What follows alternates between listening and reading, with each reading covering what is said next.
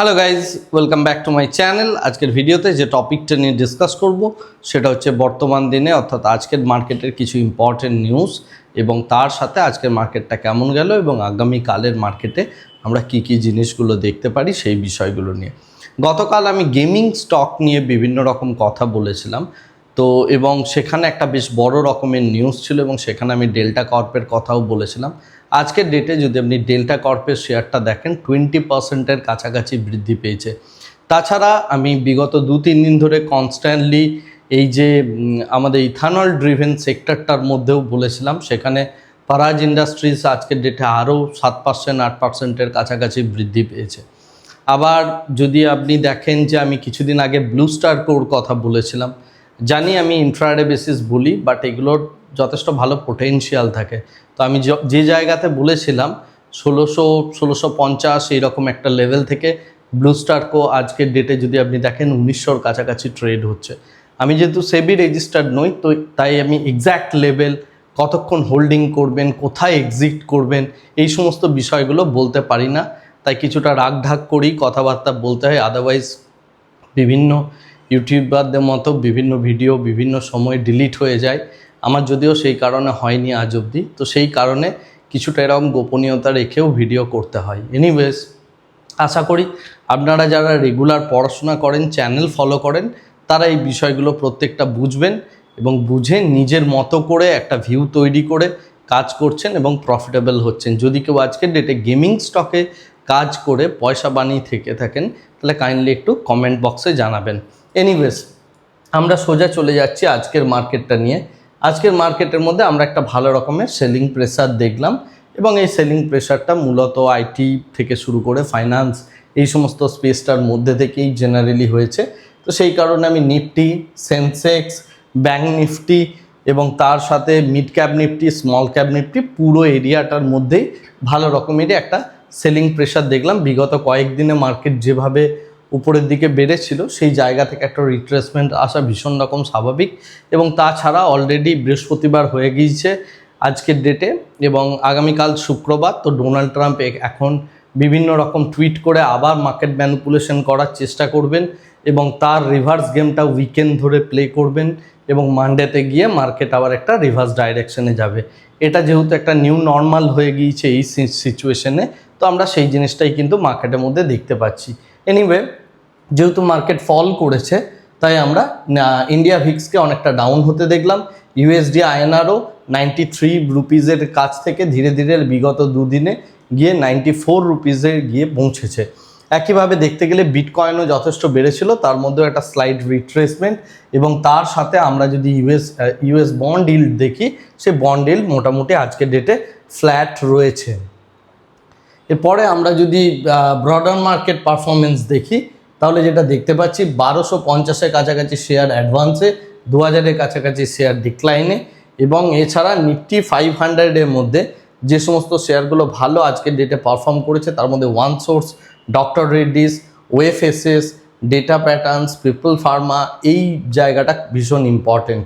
এবং এক্ষেত্রে ফার্মার যে সমস্ত শেয়ারগুলো রয়েছে সেগুলোর মধ্যে আজকে কিন্তু আমরা বুলিশনেস দেখেছি।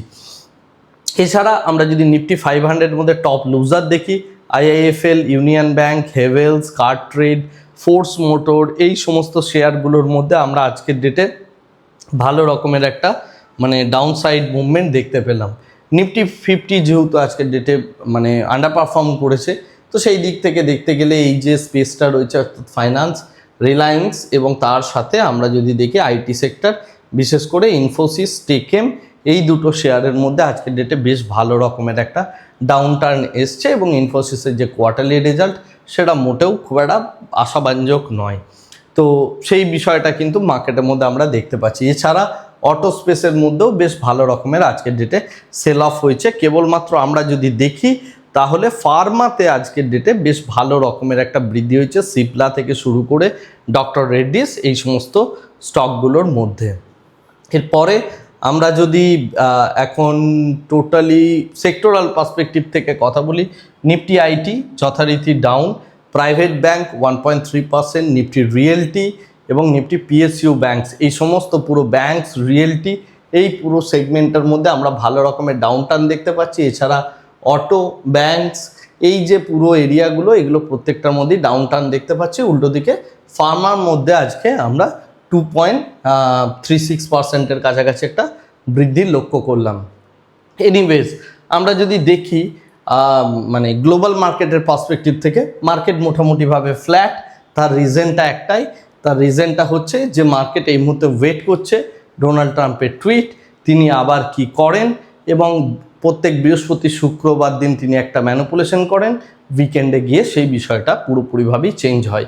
আজকেও তার ব্যতিক্রম যথারীতি হয়নি, তার টুইট অলরেডি এসে গেছে এবং সেই বিষয়টা নিয়ে আমি পরে কথা বলছি। এনিওয়েজ, একইভাবে দেখতে গেলে ক্রুড অয়েল, ন্যাচারাল গ্যাসের মধ্যেও আমরা সেম জিনিসটা দেখতে পাচ্ছি।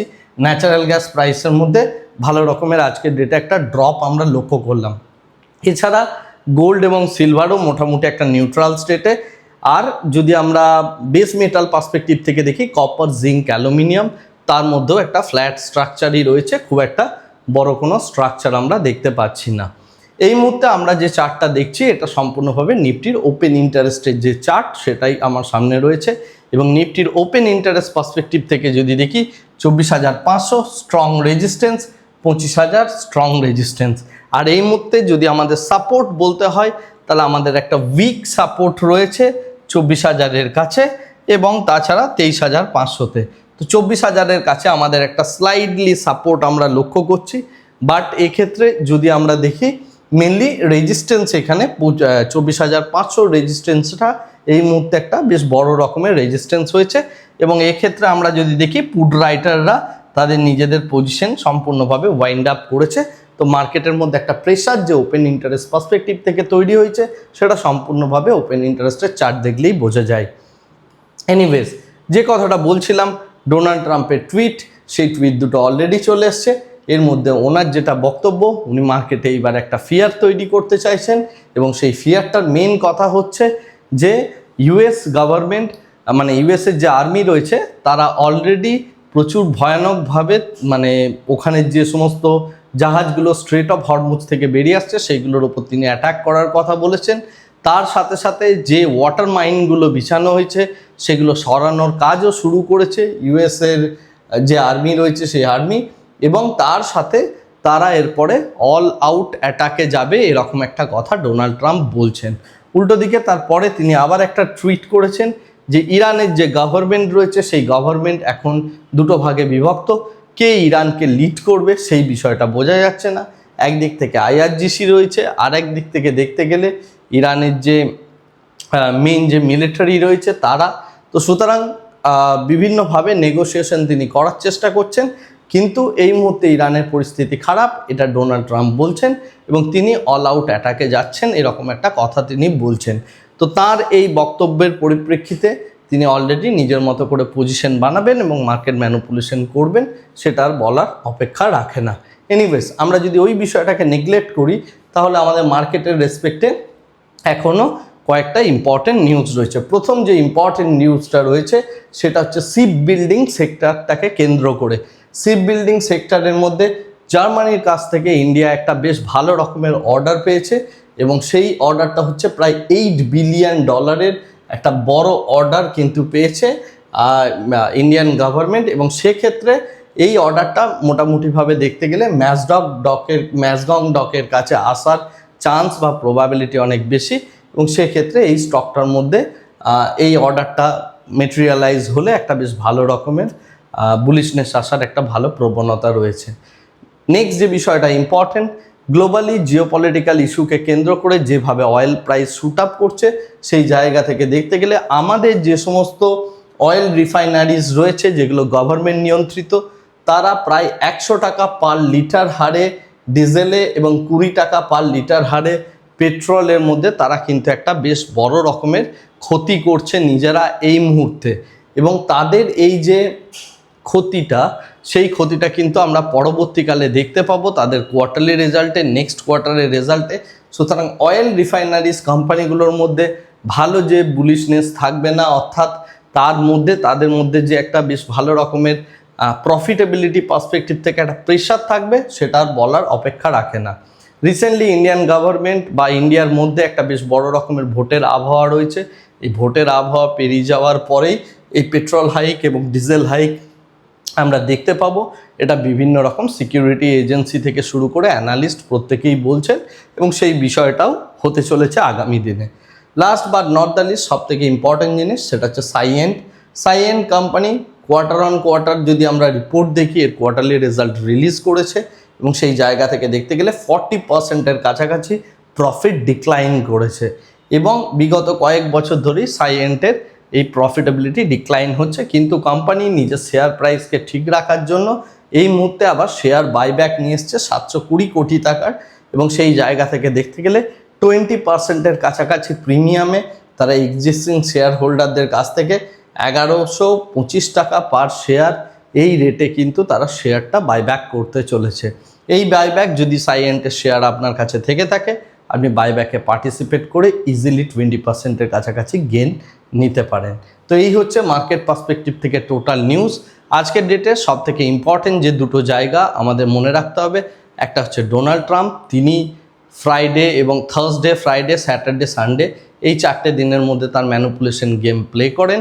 তো সেই জিনিসটা কিন্তু আমরা দেখতে পাচ্ছি ডোনাল্ড ট্রাম্পের বিভিন্ন রকমের ক্রিয়াকলাপের মধ্যে দিয়ে। সেই বিষয়টার দিকে আমাদের নজর রাখতে হবে আগামী দিনে, অর্থাৎ আগামী 3-4 দিনে প্রফিটেবিলিটি বিল্ড করতে গেলে।